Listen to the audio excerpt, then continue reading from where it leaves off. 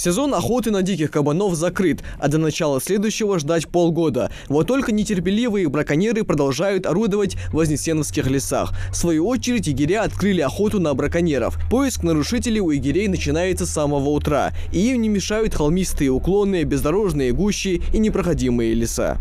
У нас свои маршруты, которые ежедневно объезжаем. Во время обхода по следам видно, заехала машина или не заехала. Вылезет из машины, слышно. Собаки лают, не лают, стреляют, не стреляют. Вот так и ищем. Наткнувшись случайно на следы отчин, егеря сворачивают в тихую зону. Это место, отведенное для диких животных. Всего их в Вознесеновском лесничестве 4 точки. С открытием сезона охоты единственный уголок, куда запрещен вход любому человеку, даже безоружному. Вот тропинка, по которому браконьеры идут на засаду. Устроили засидку. И вот ночным отстрелом кабанов занимается здесь. Тропинка набита. Каждый вечер, видать, посещают. Пробираясь дальше, по следам егеря наткнулись на охотничью ловушку. Видимо, факт тихой зоны никого не волнует. Наверное, потому что этот участок считается у браконьеров лакомым. Болотистое место с маленьким водоемом. Расставив здесь по периметру перемазанные мазутом шпалы, остается только ждать. А вот и на дереве кресло незаконных охотников. На высоте от 2 метров добыча просто не учует запах гостей. Вот специально сделано, мазуты обливают, кабаны приходят обтираться сюда. И в это время вон засидка. С той засидки вот 10-12 метров стреляют и убивают здесь. Постоянно посещают они. Видите, как протерто все это. По вашему мнению, давно это место?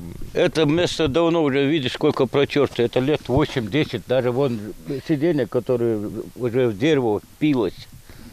Его дерево спиливать придется. Давно сделано это. Но посещают и сейчас, в данный момент его. Свежие следы видели, как мы заходим. Посещают и сейчас. Егеря изучают следы и время пребывания браконьеров. По их словам, они охотятся зачастую ночью. Современные технологии позволяют. Тепловизоры, бинокли ночного видения и высокоточные снайперские винтовки. Стандартный арсенал сегодняшних охотников. Егерям остается только ликвидировать ловушку.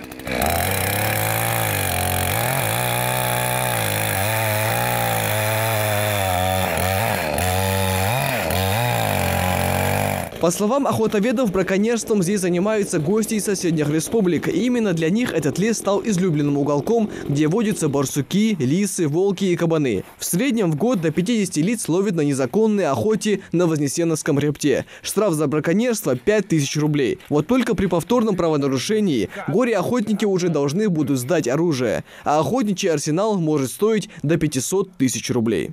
Собаки запускают, говорят, собаки ушли. На их стороне леса нету, на нашей стороне лес. С леса собаки выгоняют, и они бьют зверя. Вот постоянно, в течение 3 лет, сколько мы работаем, вот это продолжается. Массово уничтожают ночью, массово.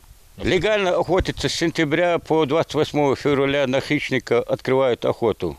На кабана открывают до Нового года, до 30 декабря. На кабана охота закрыта. Еще вот до конца февраля будет открыто на хищника. Ну, например, можно как-то охотиться? Что нужно сделать, чтобы... Путевку надо купить, приобрести путевку. 650 рублей стоит.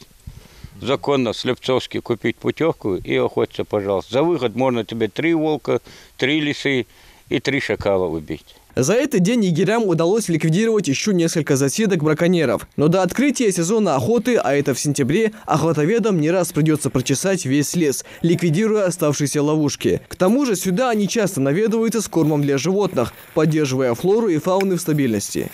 Михаил Тангиев, Адам Гулоев, Адам Далаков. Новости 24.